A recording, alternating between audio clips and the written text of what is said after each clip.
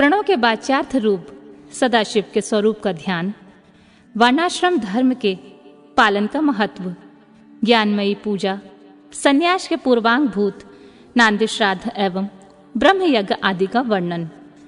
स्कंदन जी ने कहा, महाभाग मुनीश्वर वामदेव, तुम्हें साधुवाद है, क्योंकि तुम भगवान शिव के भक्त हो और शिव तत्व के ज्ञाताओं में सबसे श्रेष्ठ हो।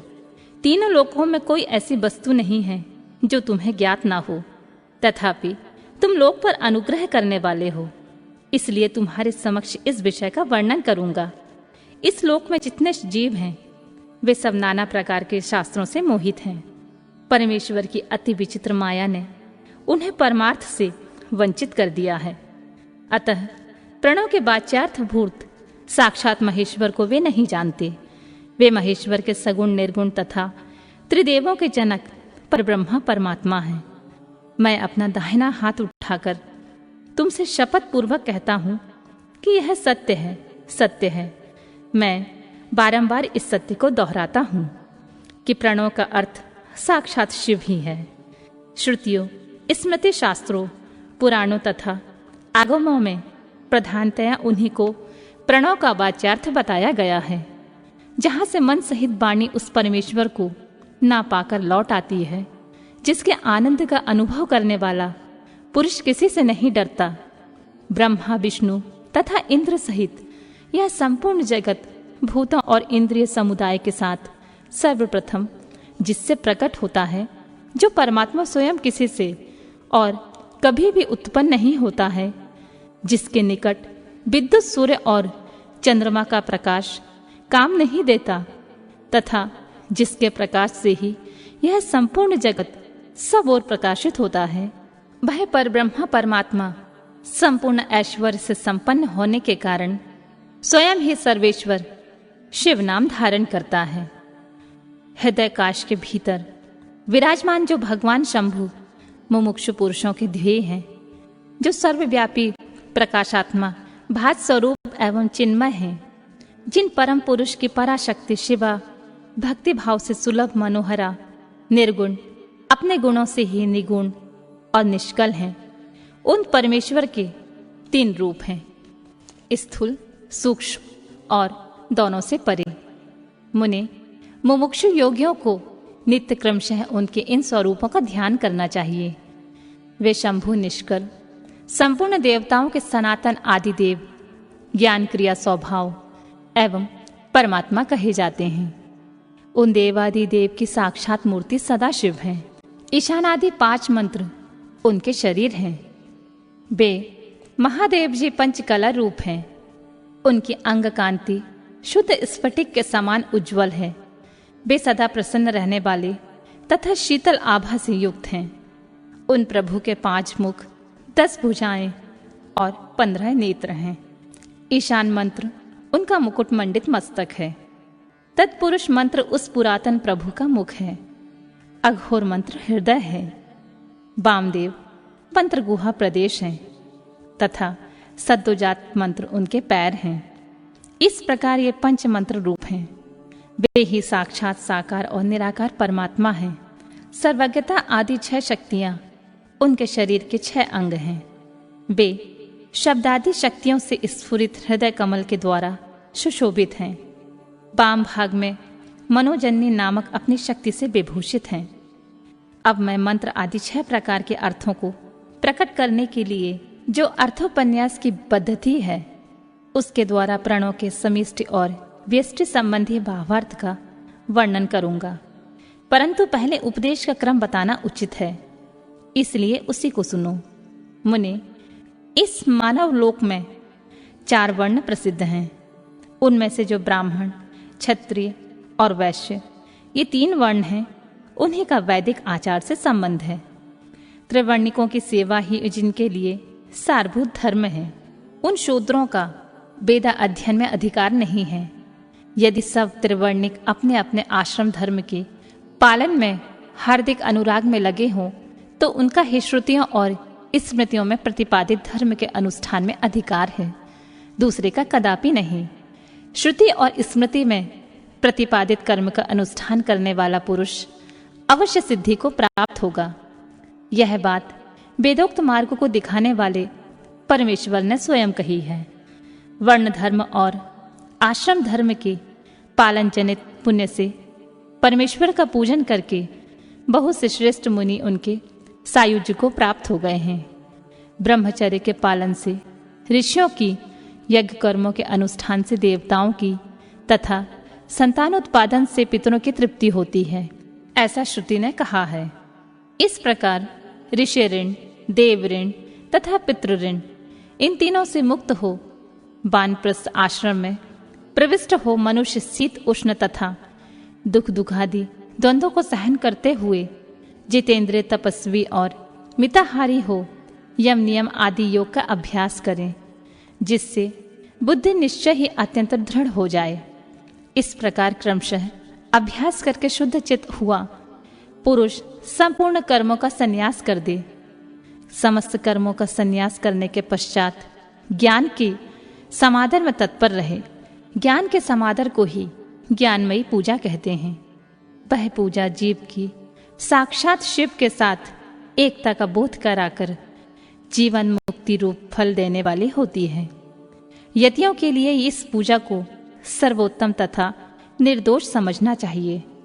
महाप्राज्ञ, तुम पर स्नेह होने के कारण लोकानुग्रह की कामना से मैं उस पूजा की विधि बता रहा हूँ।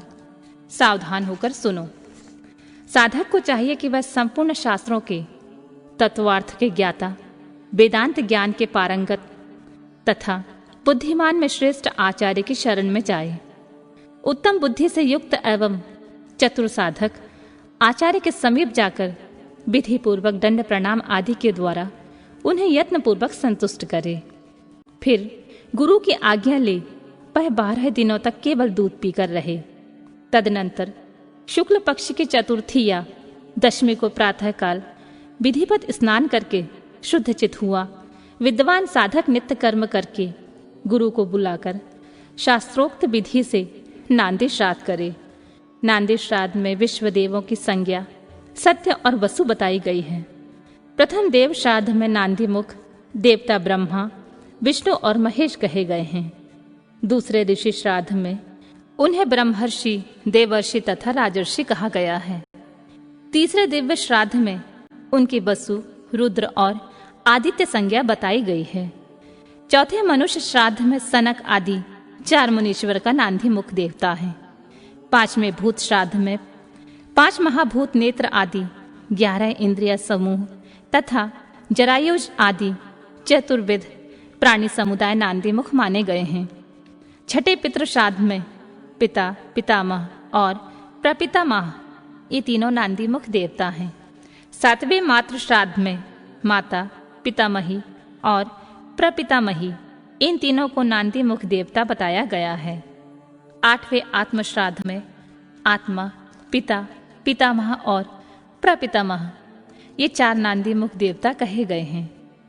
माता महात्मक श्राद्ध में मातामह, प्रमातामह और वृद्ध प्रमातामह, ये तीनों नांदी मुख देवता सपत्निक बताए गए हैं। प्रत्येक श्राद्ध में 2-2 ब्राह्मण करके जितने ब्राह्मण आवश्यक हों उन्हें आमंत्रित करें और स्वयं यत्न पूर्वक आचमन करके पवित्र हो उन ब्राह्मणों के पैर धोएं। उस समय इस प्रकार कहें, जो समस्त संपत्तियों की प्राप्ति के कारण आई हुई आपत्तियों के समूहों को नष्ट करने के लिए धूमकेतु रूप तथा अपार संसार सागर से पार लगाने के लिए सेतु के समान है, वे ब्राह्मणों की चरण धूलियां मुझे पवित्र करें। जो आपत्ति रूपी घने अंधकार को दूर करने के लिए सूर्य, अभीष्ट अर्थ को देने के लिए कामधेनु तथा समस्त तीर्थों के जल से पवित्र मूर्तियां हैं, वे ब्राह्मणों की चरण धूलियां मेरी रक्षा करें। ऐसा कहकर पृथ्वी पर दंड की भांति पड़कर साष्टांग प्रणाम करें।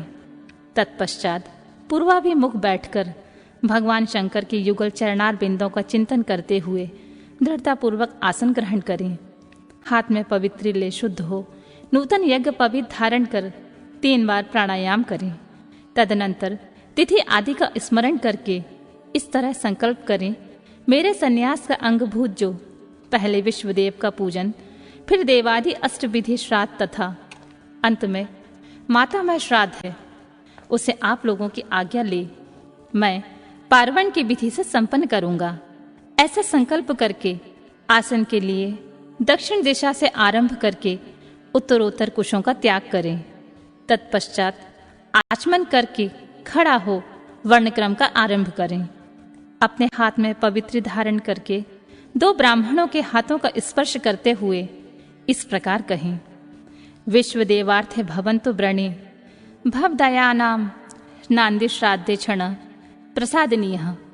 अर्थात हम विश्वदेव श्राद्ध के लिए आप दोनों का वरण करते हैं। आप दोनों नांदी श्राद्ध में अपना समय देने की कृपा करें। इतना सभी श्राद्धों के ब्राह्मणों के लिए कहें। सर्वत्र ब्राह्मण वरण की विधि का यही क्रम है। इस प्रकार वरण का कार्य पूरा करके 10 मंडलों का निर्माण करें। उत्तर से आरंभ करके 10 मंडलों का अक्षत से पूजन करके उनके क्रमशः ब्राह्मणों को स्थापित करें। फिर उनके चरणों पर भी अक्षत आदि चढ़ाएं। तदनंतर संबोधन पूर्वक विश्वदेव आदि नामों का उच्चारण करें और कुश, पुष्प, अक्षत एवं जल से इदम व पाद्यम कहकर पाद्य निवेदन करें। इस प्रकार पाद्य निवेदन करके स्वयं भी अपना पैर धो लें और उत्तराभिमुख होकर आचमन करके एक एक श्राद्ध के लिए जो 2-2 ब्राह्मण कल्पित हुए हैं उन सबको आसनों पर बिठाएं और यह कहें। विश्वदेव स्वरूपस्य ब्राह्मणस्य इदमासनम। विश्वदेव स्वरूप ब्राह्मण के लिए यह आसन समर्पित है। यह कुशासन दें और स्वयं भी हाथ में कुश लेकर आसन पर स्थित हो जावें और कहें। अस्मिन् नांदी मुखे श्राद्धे विश्वदेवार्थे भवदयानां क्षण क्रियाताम। इस नांदी मुख श्राद्ध में विश्वदेव के लिए आप दोनों क्षण समय प्रदान करें। तदनंतर प्राप्तुत्याम भवन्तु। आप दोनों ग्रहण करें, ऐसा कहें। फिर दोनों श्रेष्ठ ब्राह्मण इस प्रकार उत्तर दें। प्राप्तियाव, हम दोनों ग्रहण करेंगे। इसके बाद यजमान और उस श्रेष्ठ ब्राह्मण से प्रार्थना करें, मेरे मनोरथ की पूर्ति हो, संकल्प की सिद्धि हो, इसके लिए आप अनुग्रह करें। तत्पश्चात पद्धति के अनुसार अर्घ दें, पूजन करें। शुद्ध केले के पत्ते आदि धोए हुए पात्रों के परिपक्व अन्न आदि भोज्य पदार्थों को परोसकर पृथक पृथक कुश बिछाकर और स्वयं वहां जल छिड़ककर प्रत्येक पात्र पर आदर पूर्वक दोनों हाथ लगाकर पृथ्वी ते पात्रम इत्यादि मंत्र का पाठ करें। वहां स्थित हुए देवता आदि का चतुर्थ पर्यंत उच्चारण करके अक्षत सहित जल ले स्वाहा बोलकर उनके लिए अन्न अर्पित करें और अंत में नमम आदि का वाक्य का उच्चारण करें। सर्वत्र माता आदि के लिए भी अन्न अर्पण की यही विधि है और अंत में इस प्रकार प्रार्थना करें।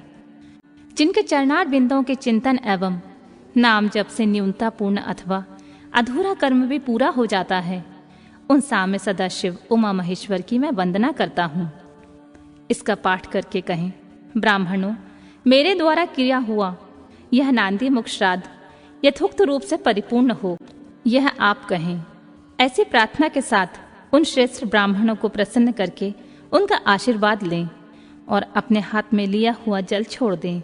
फिर पृथ्वी पर दंड की भांति गिरकर प्रणाम करें और उठकर ब्राह्मणों से कहें, यह अन्न अमृत रूप हो।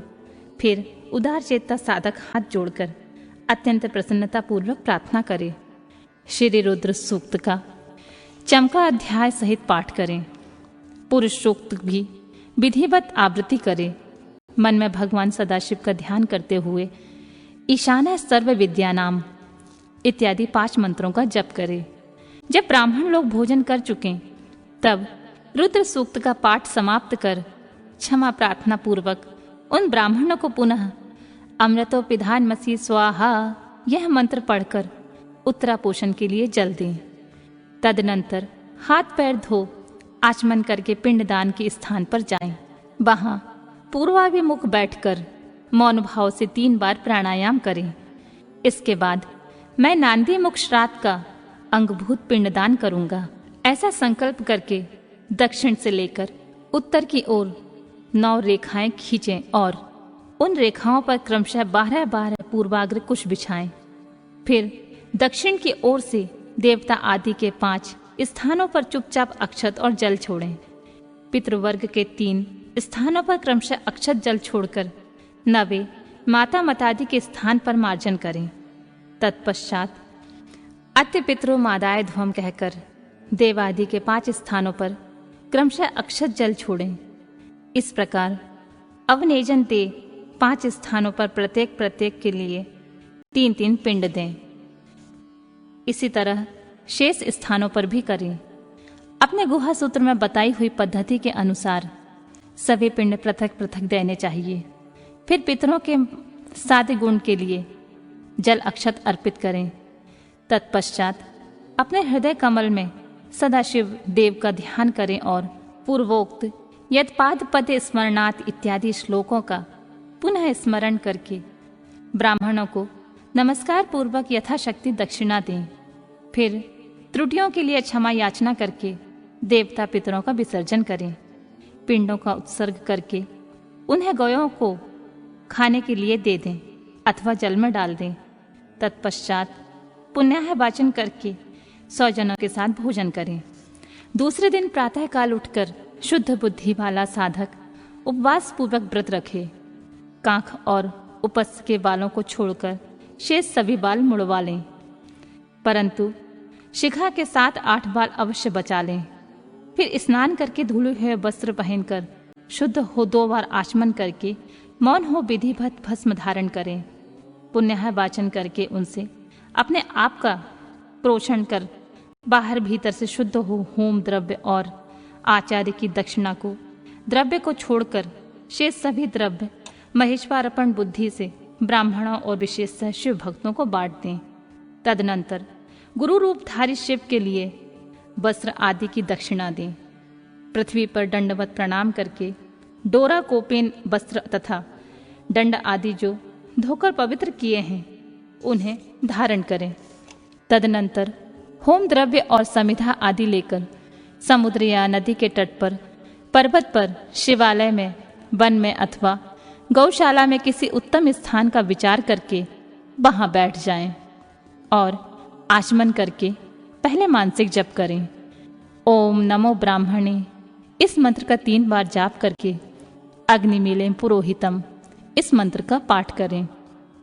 इसके बाद अथ महाव्रतायाम अग्नि में देवानाम एतस्य समाग्रण्याम ओम ईशे त्वजे तो अवायवस्थ अग्नः आयाति बीतीये तथा शम नो देवी रभीष्टिये इत्यादि का पाठ करें। इन सब का पाठ करने के पश्चात यथासंभव वेद पुराण आदि का 100 अध्याय करें। इसके बाद ओम ब्राह्मणे नमः, ओम इंद्राय नमः, ओम सूर्याय नमः, ओम सोमाय नमः, ओम प्रजापते नमः, ओम आत्मने नमः, ओम अंतरात्मे नमः, ओम ज्ञानात्मे नमः, ओम परमात्माने नमः इत्यादि रूप से ब्रह्मा आदि शब्दों की आदि में ओम और अंत में नमः लगाकर उनके चतुर्थ पर्यंत रूप का जप करें। इसके बाद 3 मुट्ठी सत्तू लेकर प्रणव के उच्चारण पूर्वक 3 बार खाएं और प्रणव से ही 2 बार आचमन करके नाभि का स्पर्श करें। उस समय आगे और अंत में नमः स्वाहा जोड़कर उनका उच्चारण करें तथा ओम आत्मने नमः स्वाहा, ओम अंतरात्मने नमः स्वाहा, ओम ज्ञानात्मे नमः स्वाहा, ओम परमात्मने नमः स्वाहा, ओम प्रजापते नमः स्वाहा इति। तदनंतर पृथक पृथक प्रणव मंत्र से ही दूध दही मिले हुए घी को अथवा केवल जल को 3 बार चाटकर पुनः 2 बार आचमन करें। उसके बाद मन को स्थिर करके सुस्थिर आसन पर पूर्वाभिमुख बैठकर शास्त्रोक्त विधि से 3 बार प्राणायाम करें।